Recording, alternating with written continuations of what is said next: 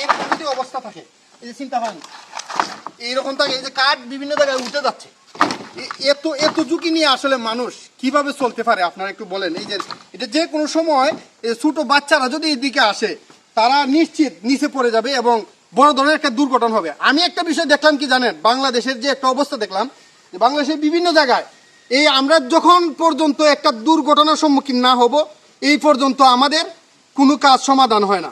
আমরা যখন একটা দুর্ঘটনার সম্মুখীন হই তারপরেই কিন্তু একটা সমাধান আসে। ভয় করছে না বাবু?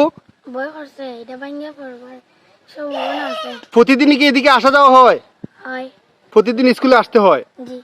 ভয় করে? একা যাইতে আসা যাওয়া করতে ভয় করে না? জি।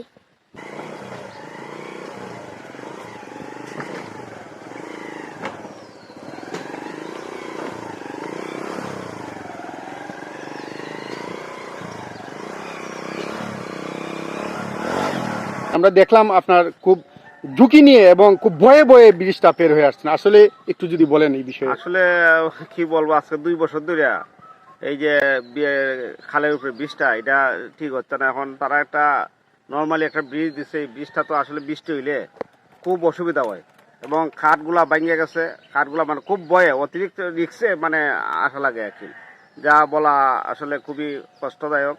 আমরা 2 বছর ধরে সাফার করতেছি, এই ব্রিজটা হচ্ছে না। এই যে দেখেন বাসগুলা খাটগুলা বাচ্চাদের নিয়ে আমি খুব মানে সুরাফইরা এখানে উঠা লাগে, অনেক দোয়া দূরত পড়ে, অনেক রিক্স দোয়া দূরত পড়ে। আমরা কোনদিন যেটা লাগো হবে জানি না। এটা আপনার মাধ্যমে আমার বক্তব্য এটাই, এটা অতি তাড়াতাড়ি দ্রুত এই ব্রিজটা আমাদের যে ফাঁকা ব্রিজটা যাতে দ্রুত কিনা এবং সাময়িকভাবে এটা আরো মেরামত করা হয়, এটাই আমি জানাচ্ছি। ব্রিজের কাজ তো দেখলাম একদম শেষ পর্যায়ে, তারপরে কেন এইভাবে কাজটা ঝুলে রয়েছে এখন জানি না। আমরা আমাদের স্থানীয় রবি চেয়ারম্যান সাহেবের মাধ্যমে আমি আসলে কয়েকদিন ওনাকে বলছি যে আপনি একটু যোগাযোগ করেন, আপনার তো আমরা এলাকার প্রতিনিধি, যে একটু যোগাযোগ করেন কেন তারা কি করে না, তাড়াতাড়ি ব্রিজটা করে না।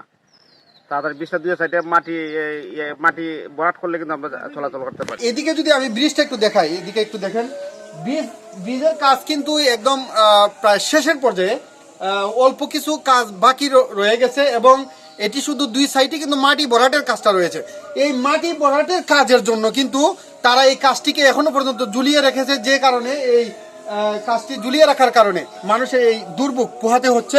আমি একটু এই যে দেখানোর চেষ্টা করছি, এই বিষয়টা এখনো পর্যন্ত তাদের নজরে আসছে না। আর এই মানুষ, এই 2 পাড়ার মানুষ তারা একটা ভোগান্তি শিকার হচ্ছে এবং এই অল্প একটি কাজের কারণে এই ঠিকাদারি প্রতিষ্ঠান সে আজকে প্রায় 2.5 বছর ধরে এই কাজটি করছে।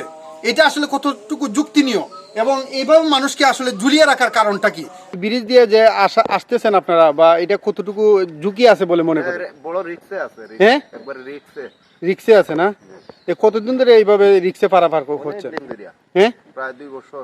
কাজ তো একদম শেষের পর্যায়ে, তাইলে এইভাবে মানে কাজ তো একদম শেষের পর্যায়ে, তারপরেও কেন এত রিস্ক নিতে হচ্ছে? এই তো এটার গার্জিয়ান না, এটা এইভাবে ঝুলন্ত ঘুরিয়ে দিয়েছে, এটা রিক্সে আছে। 3-4 দিন ধরে এটা কিছু মেরামত করছে। ভয় লাগে না আপনারা যে আইছেন? ভয় লাগে না আইতে? ভয় লাগে না? ভয় লাগে। হ্যাঁ, কেটা করবো না, কেটা করবা? 4-5 দিন আগে তো শোচনীয় অবস্থা আছে। চেয়ারম্যানে মনে হয় চেয়ারম্যানে ঠিক করে ঝুঁকিপূর্ণ ব্রিজটি আমি দেখানোর চেষ্টা করেছি এবং এই ব্রিজটি কিন্তু প্রায় 2 থেকে 2.5 বছর ধরে ঝুলে রয়েছে এবং ছাত্রছাত্রী সহ অসংখ্য লোকজন তারা কিন্তু খুব কষ্ট করে এদিকে পারাপার হচ্ছে। এই বিষয়টি দেখানোর জন্য আমি সঙ্গে রয়েছিলাম মাসুদ আলম। আজকের মতো বিদায় নিলাম, ধন্যবাদ সকলকে, আসসালামু আলাইকুম।